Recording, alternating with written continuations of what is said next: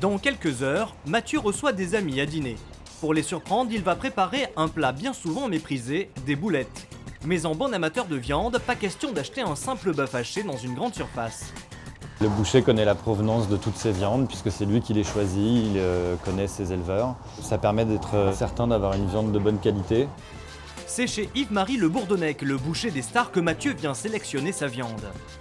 Bonjour. Bonjour. Alors voilà ce que je propose. Je vais mettre un peu de ce muscle-là qui est le rongite, qui aura de la jutosité. Je vais y mettre un peu de gras, donc le gras est très prononcé, regardez, sentez. Ouais, en effet. C'est ça qui va vous apporter la petite touche de goût. Un goût un peu noisette. En plus du bœuf, Mathieu a besoin de porc. Yves-Marie a une idée bien précise de ce qu'il lui faut. Je pensais à de l'échine. On va choisir pour ça du cochon noir de Bigorre.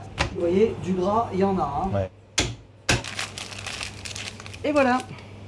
Parfait, merci. Les boulettes, c'est un plat d'enfant qu'on connaissait à la cantine.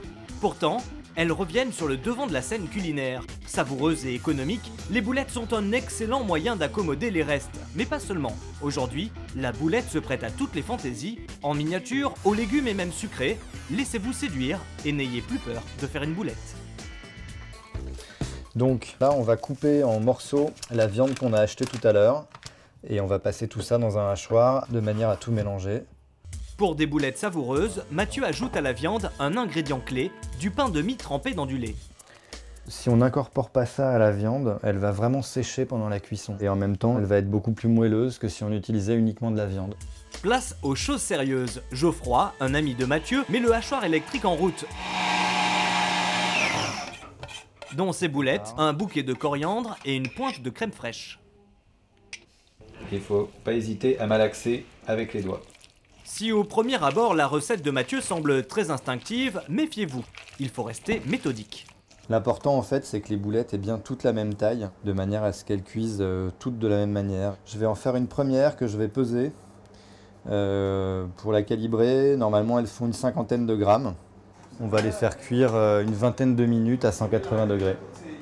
Pour sublimer ses boulettes, Mathieu a une petite astuce. Il prépare une sauce tomate qui n'a rien de classique, avec un ingrédient original. On va mettre du lait de coco cette fois, elle va être un peu plus crémeuse. Ça donne un peu plus de parfum, c'est sucré, c'est crémeux et ça se marie bien avec les boulettes. On va se régaler. Et voilà les boulettes.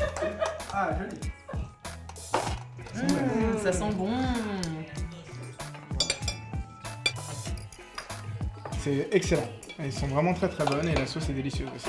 Ça met vachement en valeur la viande et les parfums. Et là je crois que c'est tomate et coco. Et avec la coriandre, ça se marie super bien.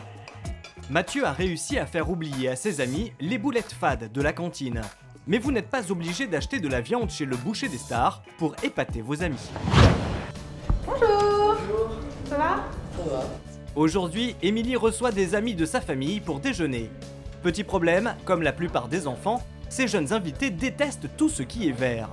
Leur papa le sait bien, leur faire manger des légumes est un casse-tête.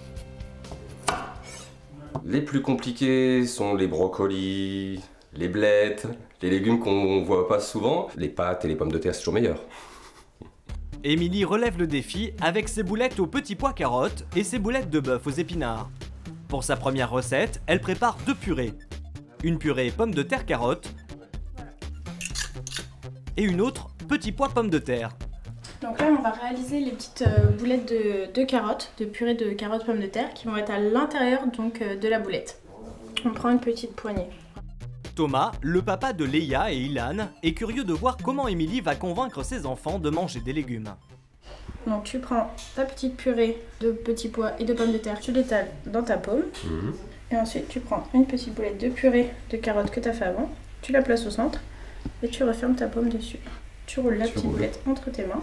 Et roule petite boulette, elle va être bien roulée celle-là en tout cas. Ils vont y voir que du feu et tu vas voir que tes enfants ils vont manger des légumes. Eh ben écoute, je suis impatient de goûter ça. Pour masquer la couleur verte des petits pois, Émilie a une astuce. Elle trempe ses boulettes dans de l'œuf et de la chapelure. Quelques minutes de friture dans de l'huile. Et ses boulettes ressemblent maintenant à des nuggets au poulet. Pour sa deuxième recette, Émilie prend plus de risques. Du bœuf haché, de l'œuf, du parmesan et la hantise des enfants. On va venir ajouter le mélange d'épinards qu'on a fait précédemment. Et on va réaliser des petites boulettes. Des boulettes bien rondes qu'Émilie dépose dans un plat recouvert de papier sulfurisé. Donc là, on va les mettre pendant 20 minutes au four. Il faudra bien vérifier puisqu'à mi-cuisson, au bout de 10 minutes, on va les retourner pour être sûr que toutes les faces soient bien cuites. Le moment est venu de faire goûter les boulettes aux enfants. Ils ne savent toujours pas qu'ils vont manger des épinards. Vont-ils en déceler la présence? Et voilà, c'est prêt. Ah, super. Bon bah allez-y, je vous laisse déguster et puis j'attends vos impressions. Léa, qui d'habitude déteste les épinards, est conquise. Mais là, j'aime bien. Quant à Ilan, il est emballé par les boulettes petits pois carottes. Ça c'est bon. Les goûts, ils sont espacés. C'est pas un mélange. C'est petit à petit et ça adoucit les goûts, donc c'est pour ça qu'on arrive mieux à manger les légumes que si c'était brut comme ça. Pari réussi pour Émilie. Je pense qu'on va se revoir pour que tu me communiques quelques recettes, effectivement. Si la boulette est un plat familial qui séduit les papilles des plus petits, aujourd'hui tout le monde s'y met. À Paris, dans le quartier de la Bastille, un établissement a décidé de faire de la boulette une véritable vedette. Ici, un tiers de la carte est dédié aux meatballs. Un concept qui vient tout droit des États-Unis et qui fait un carton. C'est une cuisine maison, on en a toujours mangé, que ce soit dans nos familles, à la cantine, en voyage. Maintenant on appelle ça les meatballs parce que je pense que les États-Unis ont quand même été les premiers à recommencer à en sortir et surtout à les servir dans les restaurants. Les boulettes salées, c'est bien, mais Lucille, l'une des créatrices du restaurant, veut surprendre encore plus sa clientèle. Sa dernière création, des boulettes sucrées. Alors aujourd'hui on va préparer nos petites boulettes de céréales au chocolat. Pour cela, rien de plus simple, du chocolat pâtissier, une noisette de beurre et des pétales de maïs soufflés. Là on va faire fondre le chocolat avec le beurre au bain-marie, rajouter les céréales et puis après on va former des petites boulettes. Après 5 minutes au réfrigérateur, Lucille peut enfin façonner ses boulettes d'un tour de main. Dans la salle, un panel d'habitués fait office de cobayes. Vont-ils succomber à la nouvelle création de Lucille? Ces boulettes sont juste extraordinaires. Maintenant qu'elles ont passé brillamment ce test, les boulettes au chocolat de Lucille vont rejoindre les meatballs salés à la carte du restaurant.